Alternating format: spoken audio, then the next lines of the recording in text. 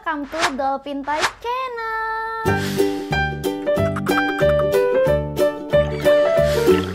Kembali lagi di segmen yang membahas tentang dunia anak dan parenting.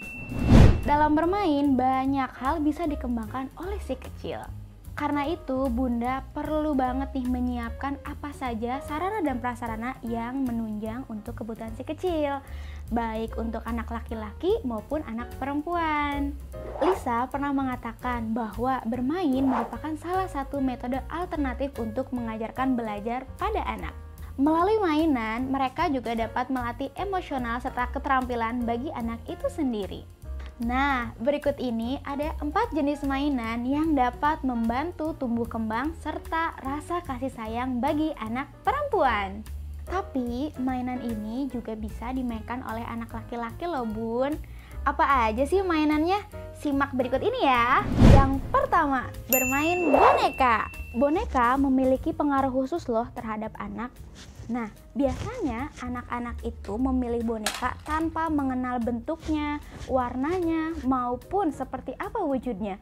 Biasanya mereka ketika menyukainya akan langsung memeluknya, bahkan sampai menyayanginya benar-benar seperti anaknya loh bun. Sekali si kecil memeluk boneka, ia akan langsung jatuh cinta dan akan membawanya kemana-mana. Nah, selain itu, boneka juga berperan penting dalam membangun emosional si kecil.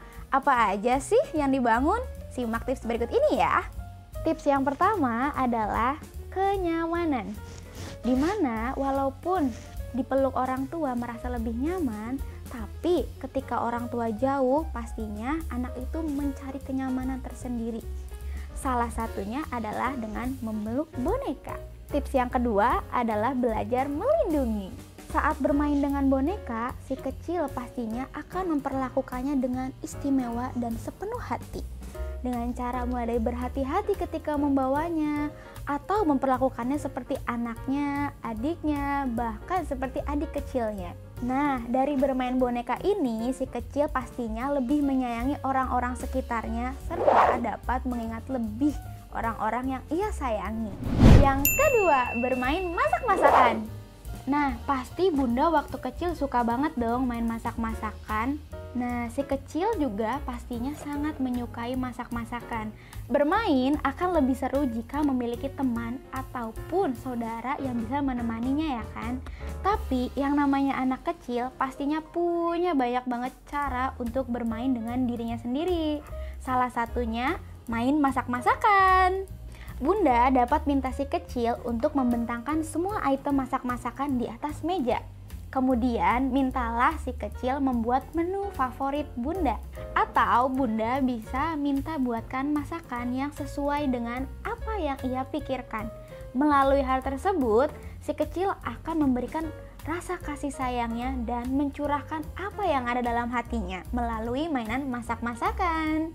Dengan bermain masak-masakan, si kecil dapat menyalurkan semua apa yang ia rasakan serta dapat melatih meningkatkan kasih sayang terhadap orang sekitarnya. Yang ketiga, bermain dokter-dokteran. Banyak anak-anak ketika ditanya cita-citanya apa sih?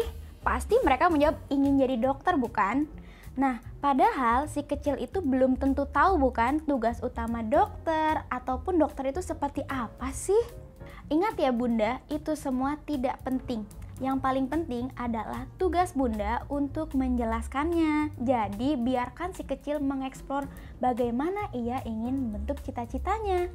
Salah satu mainan untuk meningkatkan rasa kasih sayang adalah bermain dokter-dokteran. Bunda cukup jelaskan apa sih fungsi utama dokter bagi masyarakat dengan cara bermain dokter-dokteran bersamanya. Melalui permainan ini, si kecil dapat menumbuhkan rasa kasih sayang kepada sesamanya dan empati kepada pasiennya, serta belajar bagaimana mengucapkan kata semangat dan menerapkan hidup sehat.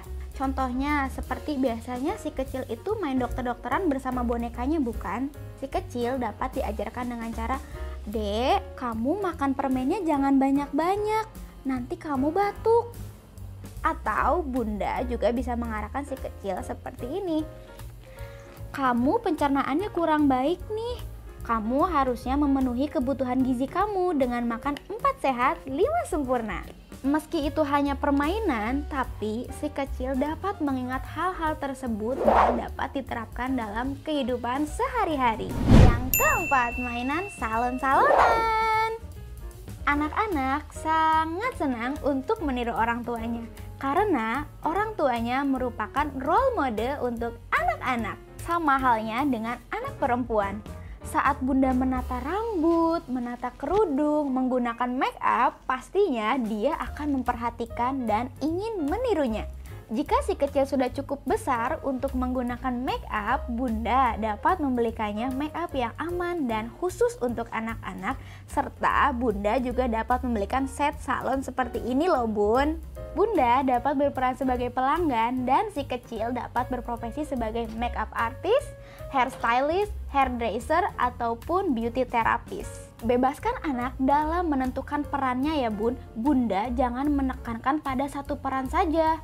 Dan hal ini pastinya memberikan dampak positif bagi tumbuh kembang si kecil, mulai dari emosional, pemilihan kata dalam berucap, serta mengembangkan kognitifnya.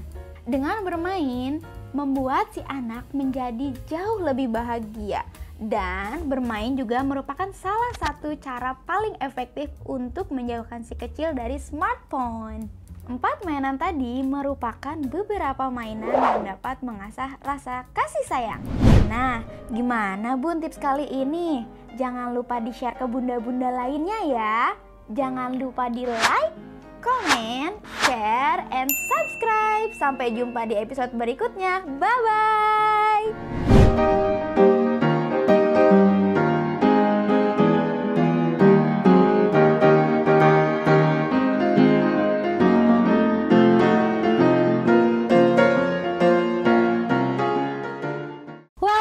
Dolphin Toys Channel.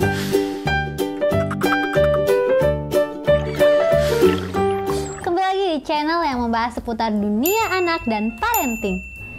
Halo bunda, di episode kali ini kita akan membahas tentang tips yang harus diperhatikan saat bunda memilih mainan untuk anak. Emang apa aja sih tipsnya? Emang harus ya kita tuh memilih dulu mainan yang seperti apa yang cocok untuk anak kita? Tentu perlu ya bunda, jangan sampai kita salah memilih mainan untuk anak. Jadi apa aja sih sebenarnya yang harus kita perhatikan? Ya kita simak. Yang pertama, bunda harus memperhatikan usia anak. Ternyata nih bun, mainan itu dibuat berdasarkan kebutuhan anak dalam mencapai tumbuh kembangnya. Maka dari itu, bunda harus memilihkan mainan yang sesuai dengan usianya agar anak dapat menikmati kegiatan bermain sehingga si anak tidak kesulitan bahkan tidak menjadi frustasi karena mainan yang salah dibelikan. Yang kedua, bunda harus melihat manfaat dari mainan tersebut. Nah, selain menyenangkan, mainan yang bunda berikan kepada si anak tentunya harus memiliki manfaatnya ya bun. Mainan yang bagus adalah mainan yang dapat memberikan manfaat, terutama untuk membantu tumbuh kembangnya seperti merangsang motorik halus dan kasar. Selain itu, mainan juga harus memiliki manfaat yang mengasah kognitif atau problem solving, mengasah kreativitas, dan sensorik anak. Nah, jadi tergantung kita ya bun, kita ingin menstimulasi anak seperti apa, maka berikanlah mainan yang melatih stimulasi yang seperti apa. Yang ketiga, bunda harus perhatikan kesukaan si anak. Nah, sebagian anak nih biasanya cenderung suka dengan mainan tertentu. Ada loh anak yang ingin dibelikan mainan yang itu-itu saja, tidak suka dengan mainan yang lain. Misalnya si anak sukanya dengan mainan remote control terus, nggak mau kalau dia dikasih robot. Ada kan yang seperti itu? Namun kita sebagai orang tua sebaiknya mengenalkan juga mainan yang lain agar si anak bisa mengeksplor mainan yang lain dan tentunya akan mendapatkan manfaat yang lain dari mainan tersebut. Namun ketika si anaknya tidak mau bermain mainan yang lain, bunda juga jangan paksakan. Tunggulah si kecil mau memainkannya. Dan yang keempat, perhatikan keamanannya. Mainan yang bagus dibuat dan dirancang dengan mempertimbangkan faktor keamanan. Nah, beberapa yang harus bunda perhatikan saat memilih mainan, jenis-jenis dari bahannya, dan wadah plastik yang membungkus mainan tersebut. Jika Bunda memiliki anak usia di bawah 1 tahun, sebaiknya hindari mainan yang memiliki kepingan-kepingan kecil karena itu akan beresiko untuk dimasukkan ke dalam mulut si kecil. Dan mainan yang aman biasanya memiliki logo SNI di kemasannya, seperti ini. Nah, jadi jangan asal pilihkan mainan untuk si kecil ya bun. Dan perhatikan 4 tips yang sudah kita bahas tadi. Nah, itu dia beberapa tips yang harus Bunda perhatikan saat memilih mainan untuk anak. Jangan lupa untuk share ke orang tua lainnya ya bun. Jangan lupa juga klik like, comment, share, and subscribe. Sampai jumpa di episode selanjutnya. Bye-bye.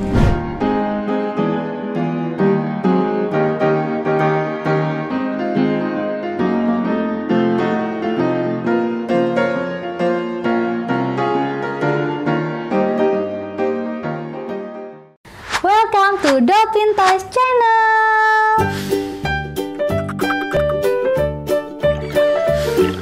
Kembali lagi di channel yang membahas seputar dunia anak dan parenting. Halo Bunda, apa kabar? Di sini ada nggak sih Bunda yang selalu pusing saat anak Bunda menangis? Tenang Bunda, you are not alone. Setiap orang tua pasti nggak tega ya bun melihat anak kita menangis, dan pasti kita punya niat yang mulia untuk menenangkan si kecil. Namun kadang-kadang kita malah menjadi emosi ketika si kecil terus-terusan menangis. Wajar gak sih bunda kalau kita emosi? Wajar ya bun, tetapi jangan sampai nih bunda-bunda di rumah mengatakan 5 kalimat ini kepada sang anak saat anak menangis. Kalimat yang pertama, begitu aja kok nangis? Nah bunda, jangan pernah memandang sebelah mata rasa sakit anak ya bun ketika si anak terjatuh saat berlari atau belajar naik sepeda. Itu sama saja kita menyepelekan apa yang ia rasakan dan situasi yang ia alami. Apalagi dengan postur tubuhnya yang masih sangat kecil, jaringan-jaringan kulit yang sangat rentan, menurutnya pasti itu sangat sakit sekali. Jadi wajar saja jika si anak menangis ya bunda. Ingat, jangan menggunakan perspektif orang dewasa. Lebih baik bunda mengganti dengan kalimat, wah kamu jatuh ya nak, sini mama lihat lukanya. Wah mama obatin ya nak lukanya. Dah, jangan menangis lagi. Dan jangan lupa memeluknya dan menenangkan ia saat menangis. Kalimat yang kedua, cengeng banget sih. Hayo, siapa nih bunda-bunda yang masih saja menangis saat masih dewasa? Jangankan anak-anak ya bun, kita aja selaku orang yang dewasa pasti masih menangis sampai saat ini. Kadang kita aja kesel gak sih bunda kalau ada yang bilang ke kita kalau kita cengeng, apalagi anak kecil. Jadi harus bunda ingat, anak menangis bukan bertanda cengeng ya bunda. Daripada bunda melabeli si anak dengan kata cengeng, lebih baik bunda memvalidasi emosi dan perasaan mereka agar emosi si kecil mereda. Dengan cara ini, ia pun akan terlatih untuk mengelola perasaannya. Kalimat yang ketiga, nih mama beliin es krim, sudah ya jangan menangis lagi. Loh, emang gak boleh ya bun kayak gitu? Tentu saja tidak boleh ya bunda. Kok si anak sedang sedih malah disogok cemilan? Memang sih hal itu bisa meredakan emosinya. Tetapi apakah itu bisa melatihnya untuk mengelola perasaannya? Jika dijadikan kebiasaan, khawatirnya si anak akan mencari pelampiasan untuk menutupi kesedihannya dan mengabaikan perasaannya. Sementara penyebab ia menangis atau bersedih tidak diatasi dengan baik. Sebaiknya bunda tanya terlebih dahulu apa yang membuat ia menangis, lalu bunda boleh memberikannya reward atau suatu hadiah agar si anak tidak menangis lagi. Kalimat yang keempat, kalau tidak diam juga mama tinggal ya. Tahu gak sih bunda, justru kalimat ini bisa membuat si anak semakin menjerit. Si anak lagi sedih, cemas, malah orang tuanya mengancam si anak untuk meninggalkan mereka. Akhirnya emosi yang dirasakan si anak akan semakin kompleks. Bunda cukup berkata, "Bunda temenin kamu di sini ya sampai nangis kamu berhenti." Karena kalimat itu akan membuat si anak merasa tenang dan berpikir bahwa ketika ia sedang sedih, ada orang tuanya yang menemani ia selalu. Dan kalimat yang kelima, kamu tuh anak laki-laki loh, laki-laki tuh tidak boleh menangis. Nah, biasanya nih kata-kata ini sering Bunda katakan kepada anak Bunda yang berjenis kelamin laki-laki. Kata siapa sih Bun, anak laki-laki tidak boleh menangis? Sama dengan anak perempuan, anak laki-laki pun memiliki perasaan sedih dan sensitif. Mereka juga berhak loh Bun mengekspresikan apa yang mereka rasakan. Perlu Bunda ketahui, kemampuan bahasa pada anak tuh masih belum terstruktur ya Bun. Jadi, ia belum bisa menjelaskan apa yang ia rasakan sehingga si anak pun mengekspresikannya melalui tangisan. Jadi, buat para bunda-bunda yang memiliki anak laki-laki, jangan lagi ya mengatakan kalimat ini kepada anak Bunda. Namun, di lain kesempatan, Bunda bisa terapkan karakter-karakter untuk membangun kepribadian si anak. Seperti rasa tanggung jawab, percaya diri, dan tangguh. Sehingga ketika si anak menangis, itu tidak akan mengurangi identitasnya sebagai anak laki-laki. Nah, itulah bunda-bunda kalimat yang harus Bunda hindari ketika si anak menangis. Gimana Bunda, bermanfaat bukan pembahasan kita hari ini? Nah, jangan lupa share ke orang tua lainnya ya Bunda. Dan klik like, comment, share, and subscribe. Sampai jumpa di episode selanjutnya. Bye-bye.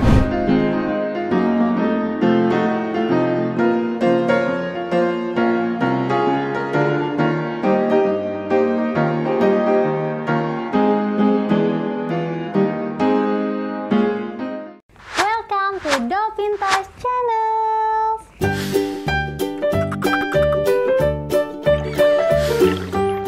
Halo bunda-bunda, kembali lagi di segmen yang membahas seputar dunia anak dan parenting. Hayo, siapa nih bunda-bunda di sini yang anaknya sebentar lagi akan masuk TK? Keterampilan anak sebelum masuk TK yang akan kita bahas ini adalah kemampuan yang sesuai dengan tingkat perkembangan anak berdasarkan riset dan teori yang sudah terbukti. Nah, langsung aja yuk kita bahas. Inilah 5 keterampilan yang harus anak miliki sebelum masuk TK menurut American College of Education. Yang pertama, keterampilan motorik halus. Nah, cara-cara untuk melatih kemampuan motorik halus anak seperti memegang krayon, mencapit, menyendok, bahkan mencoret-coret menggunakan pensil.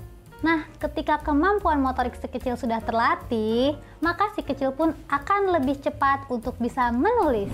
Yang kedua, kemampuan mendengarkan. Guru dan orang tua biasanya sangat sering mengeluh ketika si kecil atau murid tidak mau mendengarkan apa yang diucapkannya. Padahal keterampilan mendengarkan ini sangat penting agar si kecil bisa fokus dan mengikuti arahan di sekolah.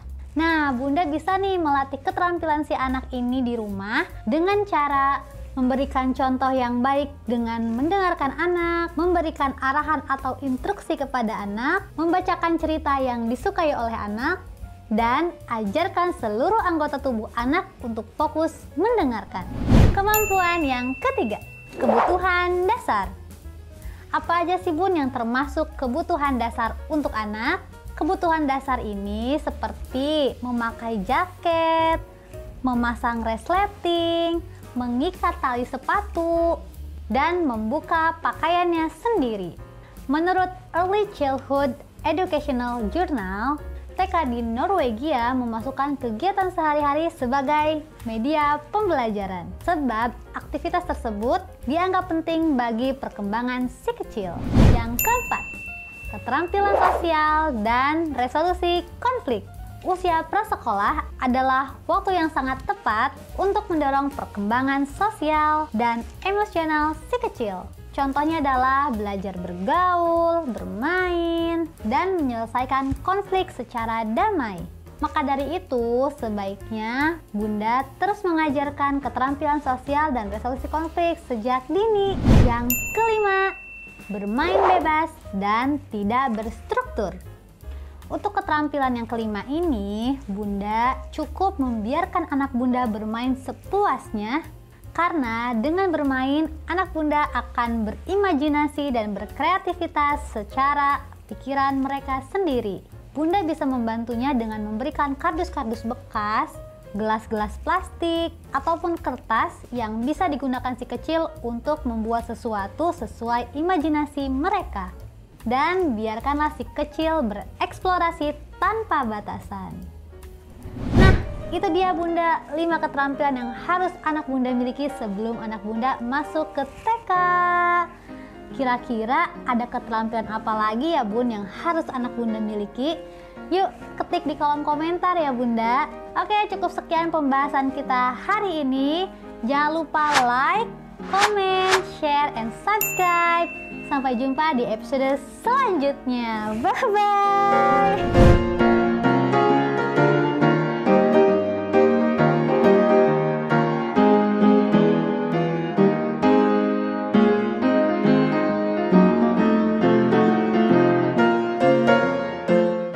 Welcome to Dolphin Toys Channel.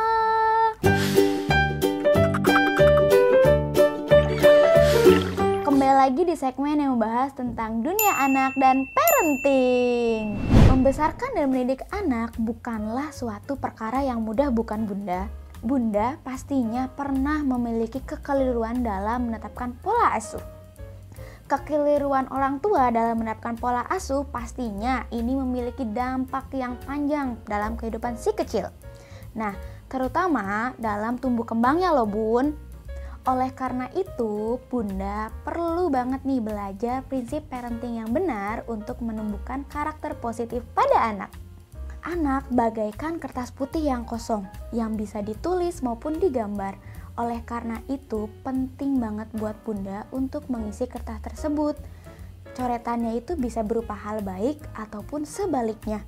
Nah, maka dari itu tergantung dari siapa yang mendidiknya Bunda. Kira-kira kenapa sih Bun perlu banget menerapkan namanya pola asuh yang baik?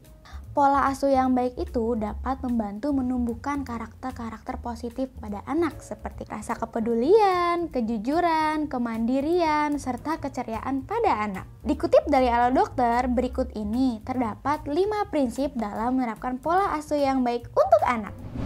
Yang pertama, menjadi panutan yang baik bagi anak. Anak tentunya pasti akan kecenderungan untuk meniru apa yang dilakukan oleh orang tuanya. Oleh karena itu, menjadi panutan yang baik harus banget dan wajib dilakukan oleh para orang tua. Bunda dapat memberikan contoh dalam kehidupan sehari-hari. Contohnya seperti berkata jujur, berperilaku sopan, kemudian ramah tamah, membantu orang lain tanpa mengharapkan imbalan. Dan pastinya Bunda juga harus memberikan contoh perilaku hidup sehat seperti makan makanan yang sehat, kebiasaan untuk bangun pagi, serta rajin berolahraga nih Bun. Yang kedua, jangan terlalu memanjakan si kecil. Nah, Bunda sama Ayah sadar nggak sih selama ini ternyata suka banget memanjakan si kecil. Mulai dari membelikan apa yang ia mau, terus tidak memberikan hukuman kepada si kecil jika dia berbuat salah. Hal-hal seperti itu dapat memberikan efek panjang loh Bunda. Dari hal tersebut membuat si kecil menjadi sangat manja kepada ayah dan bunda. Nah, ini adalah saat yang tepat untuk memberhentikan kebiasaan tersebut serta memberikan pembelajaran pada si kecil agar tidak terlalu manja. Sebagai contoh, Bunda jangan menuruti keinginan si kecil ketika menangis maupun tantrum, seperti minta dibelikan sesuatu yang tidak dibutuhkan, atau bermain gadget berlebihan, bahkan menonton TV pada saat jam tidur malam. Mendisiplinkan anak merupakan salah satu bentuk kasih sayang orang tua terhadap anaknya loh Bun, karena melalui pendisiplinan ini akan membentuk karakter yang positif bagi anak. Yang ketiga, luangkan waktu untuk anak setiap hari. Anak-anak yang tidak mendapatkan perhatian dari orang tuanya, biasanya dia akan melakukan kegiatan-kegiatan menyimpang. untuk mendapatkan perhatian dari orang tuanya. Sesibuk apapun ayah dan bunda, sempatkanlah waktu untuk bermain bersama si kecil. Terutama bagi para ayah, selepas pulang kerja, sempatkanlah waktu untuk bercengkrama bersama si kecil. Contoh simpel yang dapat dilakukan dalam sehari-hari adalah seperti sarapan bersama, mengobrol pada saat jam-jam santai, atau menyempatkan bertanya kepada si kecil apa saja sih kegiatannya selama di sekolah. Yang keempat, tumbuhkan sifat kemandirian pada anak. Nah, siapa nih bunda-bunda di sini yang masih kurang percaya pada si kecil? Ternyata memberikan kepercayaan, apresiasi, dan kesempatan merupakan salah satu contoh dalam mendidik anak untuk menjadi mandiri. Orang tua juga bisa membantu anak dalam menyelesaikan masalah pribadinya loh, tapi dalam ranah berdiskusi dan juga memberikan saran. Ingat ya ayah bunda, memberikan saran bukan berarti mengarahkan apa yang harus ia lakukan. Pahamilah bahwa belajar mandiri itu bukanlah hal yang mudah untuk anak. Maka dari itu, bunda perlu banget nih untuk menunjukkan apresiasi terhadap usaha dan keberhasilannya. Yang kelima, tentukan peraturan di rumah dengan menyertakan alasannya. Dengan peraturan, bunda dapat mengarahkan si kecil untuk menjadi lebih baik. Ketika membuat peraturan, bunda juga harus menjelaskan kenapa sih peraturan ini dibuat. Contohnya seperti menggunakan gadget seperlunya karena dapat merusak kesehatan mata si kecil, atau tidak menonton TV sebelum PR-nya selesai. Nah, itu dia 5 prinsip pola asuh pada anak untuk membentuk karakter positif. Bunda dapat menerapkan pola asuh tersebut secara konsisten. Meskipun tidak mudah, bunda harus banget nih menerapkannya agar membentuk karakter yang lebih baik pada anak. Mengingat setiap orang tua memiliki keterbatasan waktu dan juga tenaga, akan lebih baik jika bunda fokus terhadap hal-hal yang harus diperhatikan terlebih dahulu. Jika bunda mengalami kesulitan, bunda dapat berdiskusi dengan orang-orang sekitar, baik orang tua, pasangan, maupun lingkungan yang ada di sekitar bunda. Nah, gimana bun tips kali ini? Jangan lupa di-share ke bunda-bunda lainnya ya. Jangan lupa di-like, komen, share, and subscribe. Sampai jumpa di episode selanjutnya. Bye-bye!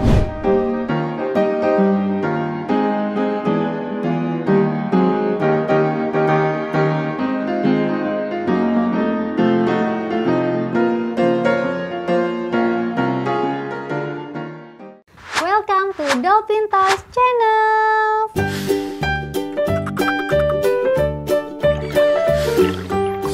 Kembali lagi di segmen yang membahas tentang dunia anak dan parenting. Siapa sih bunda di sini yang bingung cara menyikapi anak bunda yang introvert? Atau malah bunda tidak tahu apakah anak bunda termasuk ke dalam kepribadian yang introvert atau extrovert? Gak perlu khawatir bunda, karena di segmen kali ini kita akan membahas tentang anak introvert dan bagaimana cara menghadapinya.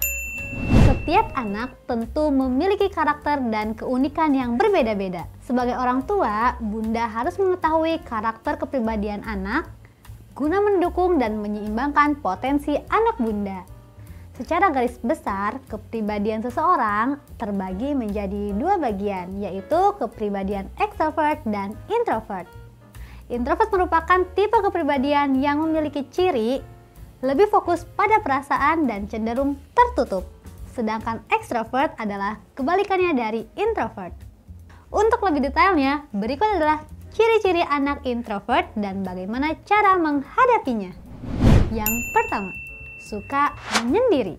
Biasanya nih, bertemu atau bermain dengan orang lain adalah hal yang sangat menyenangkan. Namun, tidak berlaku bagi seorang anak yang introvert. Ketika mereka merasa stres atau sibuk, mereka akan membutuhkan waktu untuk sendirian. Karena anak introvert perlu waktu untuk memproses suatu kegiatan, pikiran, interaksi, informasi, dan emosi mereka. Lalu apa sih yang harus bunda lakukan ketika anak bunda seperti ini? Yang harus bunda lakukan yaitu menemaninya ketika anak bunda sedang membutuhkan waktu untuk sendirian. Bunda bisa membiarkan anak bunda untuk melakukan sesuatu seperti menggambar, membaca buku, atau menonton TV. Sementara Bunda hanya perlu duduk di sampingnya tanpa mengganggu kegiatannya.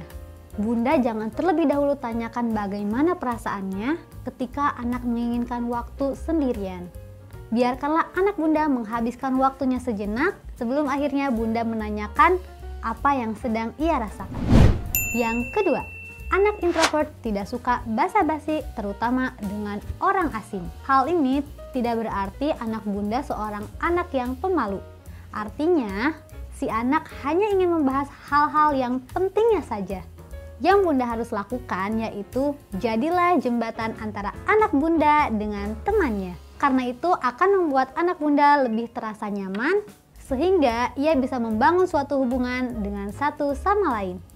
Jangan pernah mengatakan bahwa anak Bunda adalah seseorang yang pemalu ya Bun, karena itu akan membuatnya merasa tersudutkan dan malah tidak mau bertemu dengan orang lain. Yang ketiga, anak introvert memproses perasaannya secara internal. Mungkin Bunda tidak pernah merasakan apa yang anak Bunda rasakan karena dia tidak pernah menunjukkan emosinya. Sekedar pembanding, anak ekstrovert cenderung lebih bisa mengeluarkan emosinya dibanding anak yang introvert. Jadi apa sih yang sebaiknya Bunda harus lakukan? Bunda harus memahami bahwa perasaan anak introvert mungkin tidaklah jelas. Untuk membantunya, Bunda bisa membangun suatu komunikasi dengan memberikan anak Bunda tugas seperti kegiatan seni, membuat jurnal, atau memberinya waktu yang bebas untuk bermain dengan mainan yang berkarakter. Bunda jangan berpikir bahwa anak introvert yang jarang menunjukkan emosinya itu baik-baik saja ya Bun. Mereka juga memiliki perasaan, hanya saja cara meluapkan emosinya itu berbeda dengan anak yang ekstrovert. Yang keempat, anak introvert lebih suka berpasang-pasangan daripada berkelompok. Mereka lebih senang bermain secara berpasangan daripada mereka harus bermain secara kelompok dengan banyak orang. Yang perlu Bunda lakukan yaitu Bunda bisa memilihkan teman yang cocok dengan anak Bunda. Dengan demikian dia tidak akan menutup diri dengan orang lain dan mau terbuka dengan orang lain. Jangan ajak anak Bunda ke tempat yang terlalu ramai atau mengenalkan mereka dengan banyak orang. Semakin banyak orang yang mereka temui, semakin sulit bagi mereka untuk memproses sebuah interaksi. Yang kelima, anak introvert menyukai kegiatan yang membuat pikiran mereka mengembara kemana saja. Sebagian besar anak introvert menyukai kegiatan seperti membaca, menulis, menggambar sketsa, melukis, berenang, hiking, dan lain-lain. Karena itu membuat pikiran mereka terasa lebih bebas. Yang seharusnya Bunda lakukan, mendukung dan mendorong secara alami bakat anak Bunda. Bunda jangan pernah memaksa anak Bunda untuk berpartisipasi di acara kegiatan sosial. Oke, itu dia ciri-ciri anak yang introvert dan bagaimana cara menyikapinya. Ingat ya Bun, tidak ada yang salah dari anak yang introvert. Kita sebagai orang tua harus bisa lebih memahami dan mengerti bagaimana anak kita berinteraksi dengan orang lain. Jadi gimana nih Bun? Sudah tahu menghadapi cara anak yang introvert? Jangan lupa share ke orang tua lainnya ya. Klik tombol like, comment, share, and subscribe. Sampai jumpa di episode selanjutnya. Bye-bye!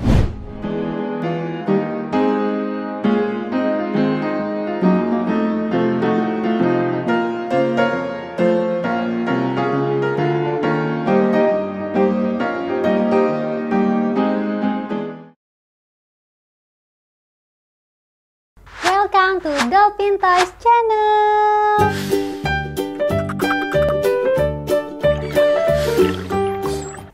Kembali lagi di segmen yang membahas seputar dunia anak dan parenting. Di episode kali ini kita akan membahas tentang bahaya membentak anak dan cara mengatasinya. Hayo, siapa nih bunda-bunda di sini yang masih sering membentak anaknya ketika anaknya melakukan kesalahan? Ada kalanya nih bunda-bunda pasti merasa hilang kesabarannya ketika menghadapi anak yang nakal, sehingga mau tidak mau bunda terpaksa membentaknya dengan nada yang sangat keras. Tapi ternyata ini bukan hal yang baik loh bunda. Bahkan hal ini bisa membahayakan kepada si anak. Kok bisa sih membahayakan kepada si anak karena membentaknya? Bisa dong bunda. Makanya yuk kita bahas satu-satu bahaya apa saja sih ketika bunda membentak si anak. Yang pertama, membuat si anak tidak mau mendengarkan orang tua. Jika bunda di sini berpikir bahwa membentak anak akan membuat anak bunda patuh, hal ini justru salah besar. Justru karena bunda membentak si anak tidak mau menuruti nasihat bunda loh bun. Pada saat bunda membentak anak, mereka akan ketakutan, melawan orang tua, bahkan sampai kabur. Nah, hal ini bisa mengganggu perkembangan anak. Daripada bunda memarahinya dengan nada keras, coba deh bunda berdiskusi dengan anak saat anak bunda melakukan kesalahan. Yang kedua, anak merasa tidak berharga. Orang tua pasti pernah merasa ketika ia membentak anaknya, ia merasa bahwa anaknya menghormati orang tuanya. Justru ketika anak sering dibentak oleh orang tuanya, itu akan membuat anak sangat tidak berharga. Selayaknya manusia, anak pun ingin disayang dan dihargai oleh orang terdekatnya, terutama orang tua. Maka dari itu, membentak si anak akan membuat perkembangannya jadi terganggu. Yang ketiga, membentak salah satu bentuk penindasan kepada anak. Wah, ternyata membentak sudah termasuk ke dalam penindasan terhadap anak loh bun. Akibat yang akan mungkin terjadi kepada si anak yang sering dibentak bisa jadi mirip dengan dampak bullying. Nah, jika orang tua tidak ingin memiliki perkembangan anak yang buruk, lebih baik hentikan kebiasaan membentak sejak dini ya bun. Yang keempat, merenggangkan hubungan orang tua dengan anak. Ternyata bahaya lainnya ketika bunda sering membentak anak, yaitu bisa membuat hubungan renggang antara orang tua dengan anak. Dampaknya si anak akan selalu merasa sedih, malu, dan tidak disayangi. Tak heran kan jika si anak tidak mau mendekat lagi kepada orang tuanya ketika orang tuanya sudah membentaknya dia secara keras. Yang kelima, membuat anak tidak mau menghormati orang tua. Merasa tidak dihargai dan tidak disayangi sering menjadi akibat dari anak yang terlalu sering dibentak. Pasalnya, bahaya membentak anak dapat terbentuk akibat orang tua yang tidak menghargai anaknya sendiri. Akibatnya, si anak pun tidak bisa menghargai dan menghormati orang tuanya. Yang keenam, menciptakan perilaku yang agresif.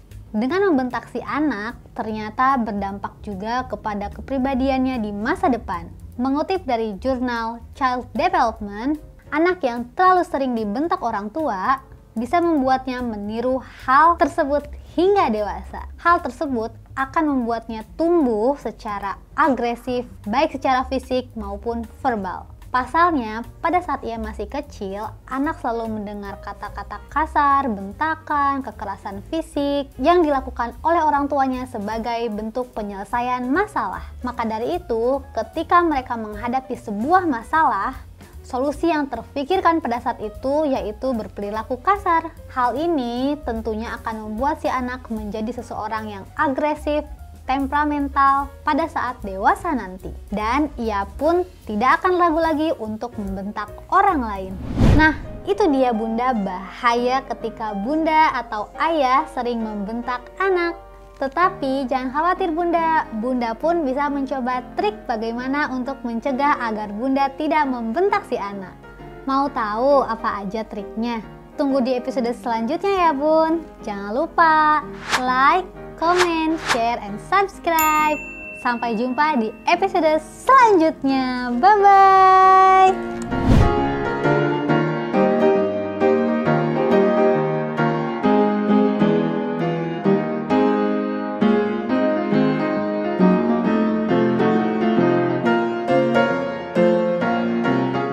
Welcome to Dolphin Toys Channel.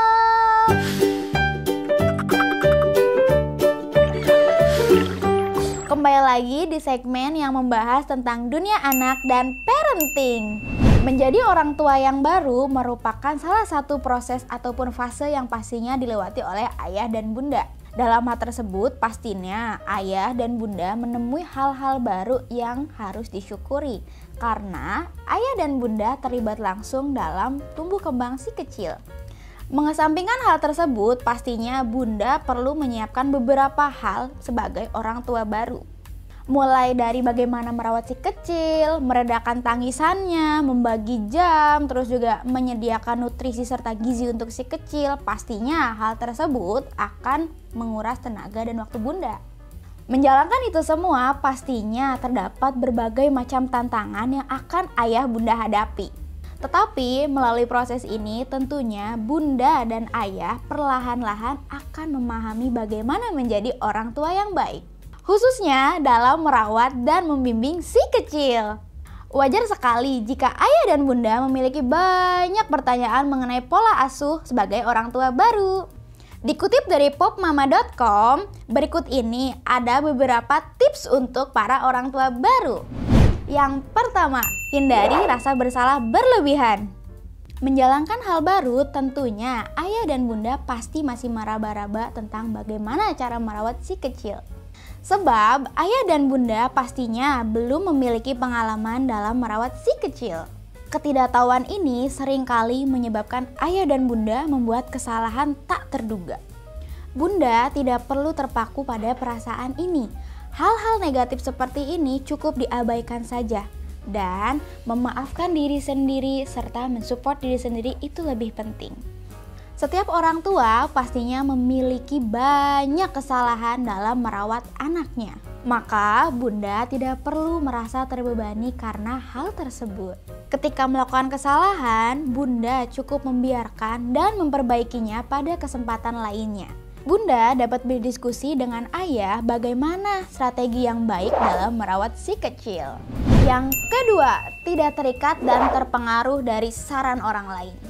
Karena sebagai orang tua baru biasanya minim akan pengetahuan dan membutuhkan saran dari berbagai macam pihak tentunya ya kan. Minimnya pengetahuan orang baru tentunya bunda pasti membutuhkan saran dan masukan dari orang lain. Ini memanglah bukan suatu tindakan yang salah. Namun hal ini bisa menjadi masalah jika bunda terpaku dan terpacu pada hal tersebut. Apalagi jika perkataan tersebut berupa kritikan yang menyudutkan bunda. Meskipun mereka merupakan orang terdekat ataupun orang tuamu, bisa jadi kritik dan masukan mereka itu kurang sesuai bagi tumbuh kembang si kecil. Bunda tidak perlu melakukan saran-saran yang mereka masukkan. Cukup lakukan hal-hal terbaik yang sesuai untuk si kecil. Karena setiap proses tumbuh kembang anak memiliki proses yang berbeda-beda.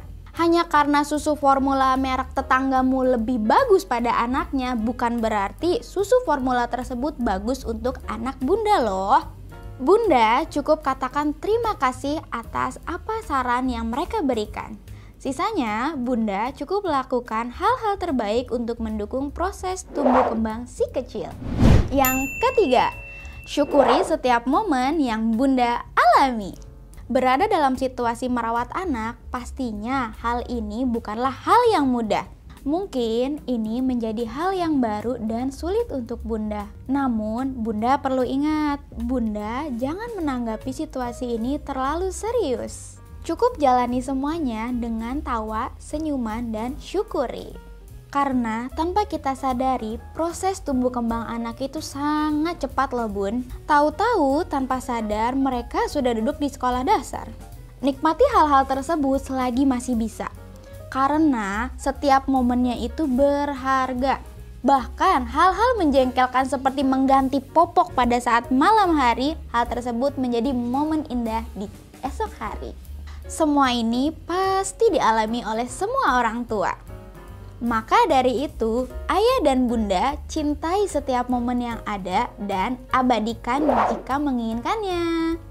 Yang keempat, sesuaikan ekspektasi orang tua. Seringkali sebagai orang tua mengambil ekspektasi terlalu tinggi bagi si kecil. Namun terkadang realitanya amat sangat jauh berbeda dari apa yang kita harapkan. Padahal ada banyak hal yang harus bunda sesuaikan. Dan hal ini tidak masalah loh bun. Ayah dan bunda cukup bersikap fleksibel terhadap ekspektasi yang kalian inginkan. Yang kelima, luangkan waktu untuk beristirahat. Merawat anak di usia awal-awal tentunya menimbulkan kepanikan dan kekhawatiran. Banyak dari orang tua baru terlalu memikirkan hal tersebut sehingga menimbulkan banyak kesalahan. Dan karena terlalu sering memikirkan, akhirnya tenaga yang digunakan terbuang sia-sia. Itu bukanlah hal yang salah, tapi bunda perlu juga meluangkan waktu untuk diri sendiri. Bunda juga perlu istirahat dan gizi yang cukup. Bunda sebaiknya memanfaatkan waktu senggang untuk menghibur diri sendiri serta memberikan self-reward pada diri sendiri. Seperti makan makanan yang enak, menonton drama, ataupun mendengarkan musik kesayangan. Kondisi mental dan tubuh yang sehat tentunya menunjang bunda dalam menjaga si kecil. Gimana pembahasan kali ini bunda? Semoga bermanfaat untuk para orang tua di luar sana ya bun. Jangan lupa di like, komen, dan subscribe. Sampai jumpa di episode selanjutnya. Bye-bye!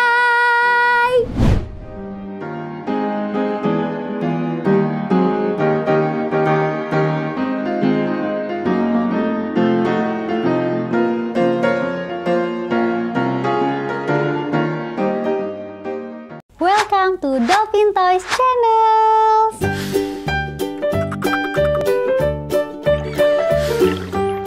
Kembali lagi di segmen yang membahas tentang dunia anak dan parenting. Halo bunda, bener gak sih nih bun, menjadi orang tua adalah suatu anugerah yang belum tentu orang bisa dapatkan loh bun. Ketika memiliki anak, kehidupan pernikahan pun menjadi lebih lengkap dan lebih indah.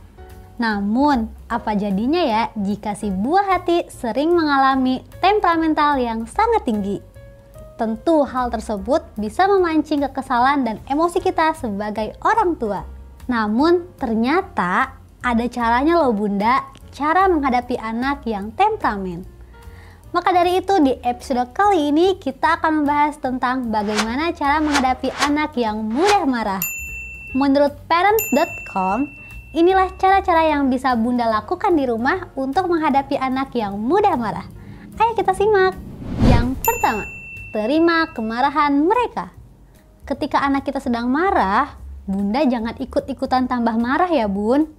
Coba bunda dengarkan dulu kemarahan mereka dan bunda terima itu. Coba bunda tanamkan dalam pikiran bunda bahwa anak berhak untuk memiliki rasa marah. Sama halnya dengan orang dewasa pun bisa marah, apalagi anak kecil. Buatlah anak bunda tahu bahwa mereka tidak apa-apa loh memiliki perasaan marah, namun tidak secara berlebihan. Dengan begini, anak-anak bunda akan terbuka dan tidak menutupi perasaan emosi mereka. Yang kedua, minta anak untuk mengatakan kemarahan mereka. Pada saat anak bunda marah, cobalah meminta mereka untuk mengatakan apa yang membuat mereka marah. Apabila mereka jujur tentang perasaan mereka, bunda pun dapat membantunya dengan mudah. Dan jangan lupa katakan pada anak bahwa bunda akan membantu meredakan amarahnya ketika si anak mau menceritakan apa yang membuat dia marah. Yang ketiga, temukan solusi yang positif. Ketika anak kita marah dan menangis tak henti-henti, lebih baik bunda segera memberikannya solusi dibanding membiarkannya menangis terus-menerus. Buatlah solusi yang positif untuk membantu anak bunda keluar dari kemarahannya. Misalnya nih, anak bunda marah ketika mainannya direbut sang adik. Maka bunda cepatlah gantikan mainan lain dan bilang kepada anak bunda bahwa mainan ini sama bagusnya dengan mainan yang direbut sang adik. Agar si anak tambah yakin, bunda bisa menunjukkan kepada anak cara yang menarik untuk memainkan mainan tersebut. Yang keempat, bersikap santai. Bunda, jangan katakan tidak ya kepada si anak yang sedang mengamuk untuk meminta sesuatu. Lebih baik bunda ajak anak bunda berdiskusi terlebih dahulu tentang apa yang sedang ia inginkan. Dengan begitu, Bunda pun akan berpikir terlebih dahulu apakah keinginan anak tersebut patut dituruti atau tidak. Dengan berdiskusi, kemungkinan besar anak Bunda akan memahami dan menerima dengan perasaan lapang semisal Bunda tidak menuruti keinginan mereka. Dan yang kelima, pindahlah ke tempat yang lebih tenang. Nah, hal ini terjadi ketika si anak marah di tempat umum. Bunda bisa mengajak anak Bunda berpindah tempat dari tempat yang ramai ke tempat yang lebih sepi. Melalui cara ini, Bunda bisa menyelesaikan kemarahan anak secara lebih fokus dan terbatas dari tekanan orang lain. Dengan mengajak anak Bunda untuk berbicara empat mata jauh dari kebisingan, akan membuat si anak lebih tenang dan lebih fokus tentang apa yang mereka rasakan. Nah, itu dia 5 cara untuk menghadapi anak yang mudah marah. Bisa Bunda coba di rumah ya Bun. Gimana nih bunda-bunda yang pernah punya pengalaman menghadapi anaknya marah di depan umum atau di rumah? Coba share di kolom komentar ya. Jangan lupa share ke orang tua lainnya dan klik tombol like, comment, share, and subscribe. Sampai jumpa di episode selanjutnya. Bye-bye.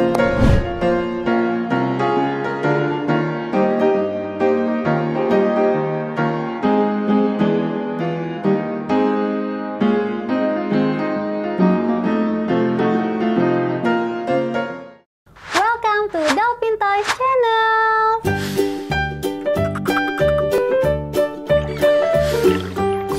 Kembali lagi di segmen yang membahas tentang dunia anak dan parenting. Di topik kali ini kita akan membahas tentang dampak jika terus menuruti keinginan anak. Sebelum dimulai, jangan lupa klik tombol subscribe dulu ya, biar nggak ketinggalan konten-konten yang menarik dari Dolphin. Para orang tua di sini mungkin sudah mengetahui bahwa disarankan untuk menghindari kata tidak dan jangan kepada anak. Namun, ternyata tidak selamanya harus seperti itu loh Bun. Menurut psikiater Melissa Deuter, kata tidak pada anak memang bukan persoalan yang mudah untuk sebagian orang tahu. Apalagi ketika anak meminta dengan cara memelas. Akan tetapi, mengatakan kata tidak pada anak bukan berarti tidak sayang loh Bun. Justru hal tersebut merupakan bagian dari pola asuh positif untuk membangun mentalnya di masa depan. Dengan begitu, anak akan mengerti mana yang hanya keinginan, mana yang hanya kebutuhan. Kita masuk ke dampak yang pertama. Si anak akan kurang memiliki daya saing. Ketika orang tua selalu berkata iya, si anak tidak akan mengerti bagaimana proses dan perjuangan. Dan ketika orang tua membiasakan sesuatu yang instan kepada anak, nantinya ia tidak akan memiliki daya saing yang baik.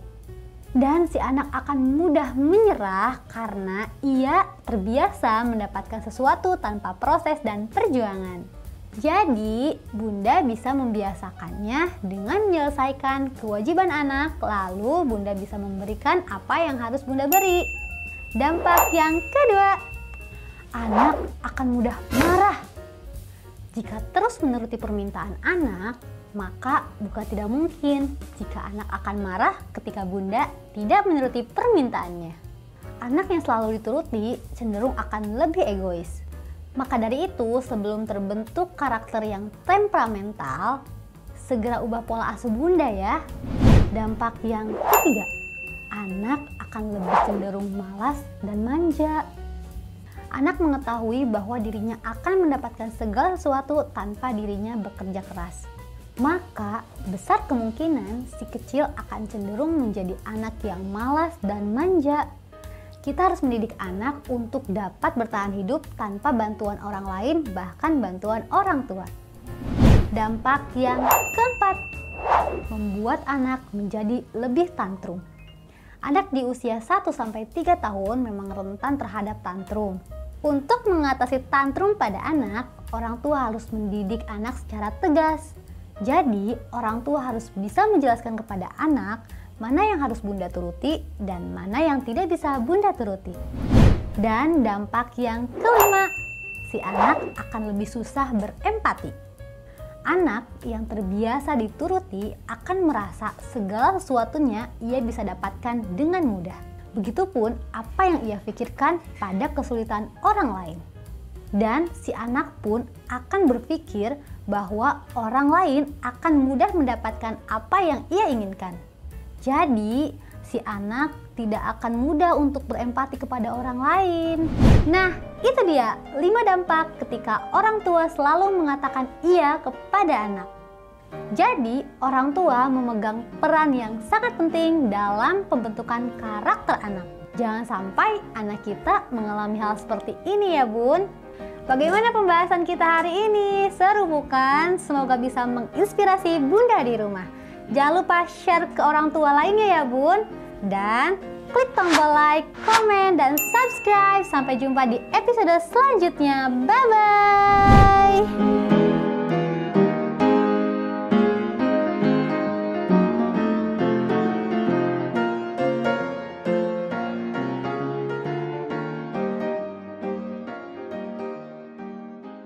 Welcome to Dolpintas Channel.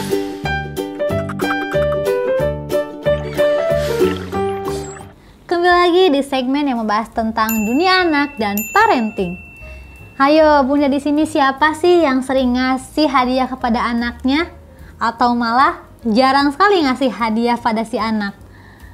Di segmen kali ini kita akan membahas tentang manfaat memberi hadiah untuk anak.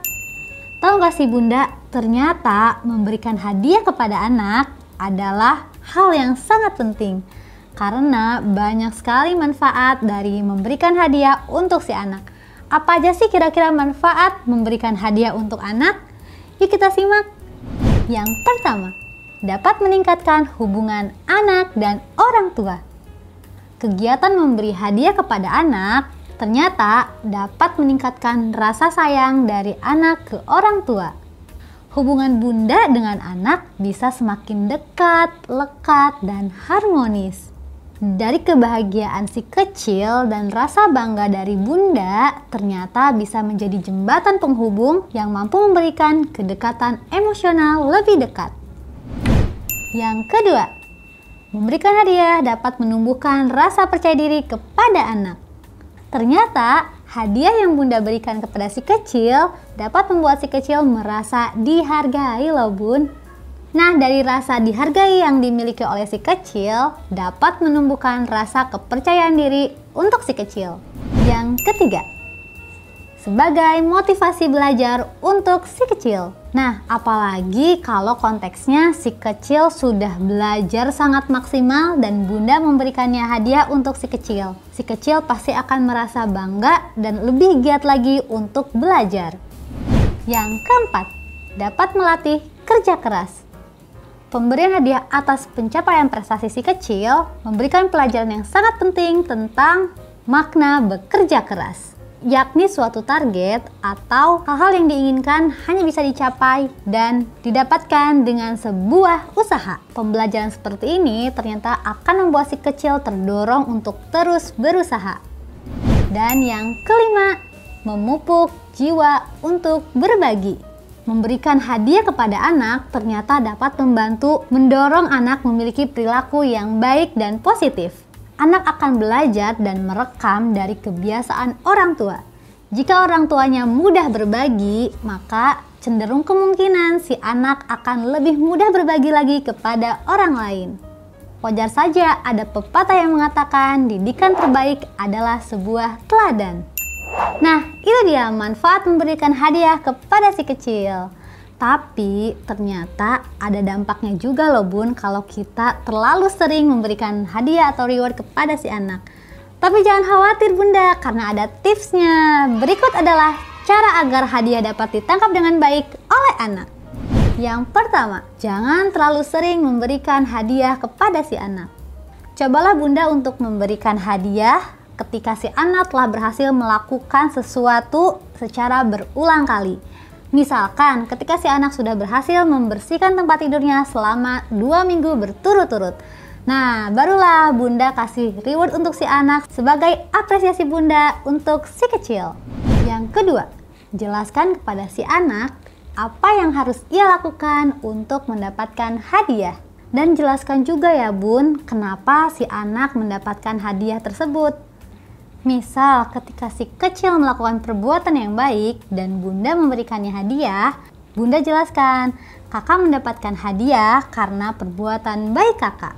Yang ketiga, fokuskan anak-anak kepada nilai-nilai yang ia perlu miliki, bukan fokus kepada hadiahnya. Seperti bunda ingin anaknya lebih giat lagi belajar agar menjadi anak yang pintar. Dan bunda jelaskan kenapa kita harus belajar lebih giat.